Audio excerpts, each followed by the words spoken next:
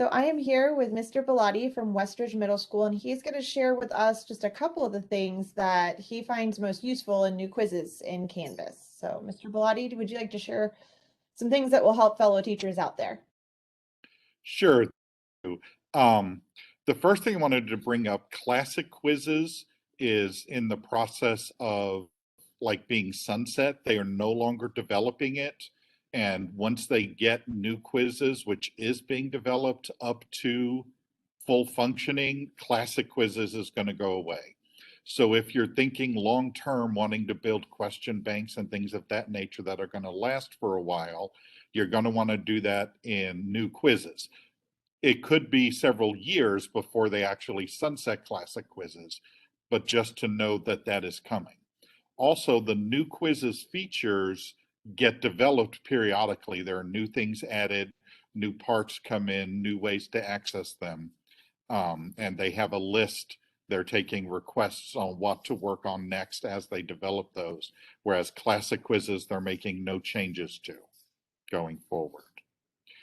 The second thing that I really like about the new quizzes is when I enter a extended time modification for one of my students because of a 504 or IEP, it automatically applies that same time modification to all of my new quizzes for that student. So if I say they get double time or 1.5 times time or whatever it might be on a timed quiz, it automatically applies that to all future quizzes. The third thing that I really like are some of the new questions they have and the ability for you to scramble the order of questions. So let's say you had a vocabulary quiz and you had 10 vocabulary words that were on it, you could get it to where it gave those words to students in a random order. And it's something just to help reduce the possibility of students cheating on things. Um, but a few of the questions that are not available in classic quizzes is the categorization, which you can see on my screen here. Students have a list of things that they have to drag and drop in the box based on what their category is, or they could have to leave some things uncategorized. Another question that is not available on the others is the hotspot, where students have to click on an image on a particular spot. So this works well, as you see here in an example of geography, but also if I'm getting questions off of some PDFs that I have that I want to include, I can then just have the students click on the answer there. I've also used it, because I'm a math teacher, to have students click on number lines and mark where I'm going to accept their clicks. Cool. The matching question works a little bit better.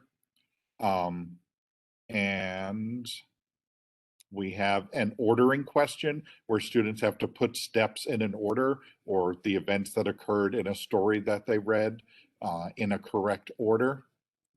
And the last thing is the stimulus question, and I think this would be especially good for English teachers, is where you have a stimulus that is shown on the left and then a series of questions that appear on the right that tie in with that.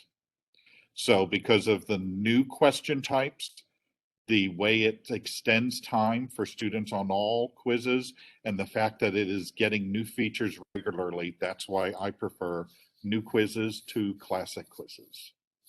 Awesome. Thank you very much. And actually, I just heard the date like a few weeks ago. So June of 2022, the classic quizzes will officially sunset. So it's even more important to kind of put our time and energy into the new quizzes and make sure that everything's there. The work will migrate. You can migrate a classic quiz to a new quiz, but I think if anyone hasn't started yet with quizzes, new quizzes is where they should start.